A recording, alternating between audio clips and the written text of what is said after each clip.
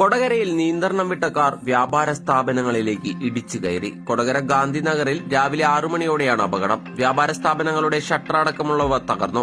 ചാലക്കുടി ഭാഗത്തേക്ക് പോയിരുന്ന കാർ ബൈക്കിൽ ഇടിച്ചതിനെ തുടർന്നാണ് നിയന്ത്രണം വിട്ട് കടകളിലേക്ക് പാഞ്ഞു കയറിയതെന്ന് ദൃക്സാക്ഷികൾ പറയുന്നു.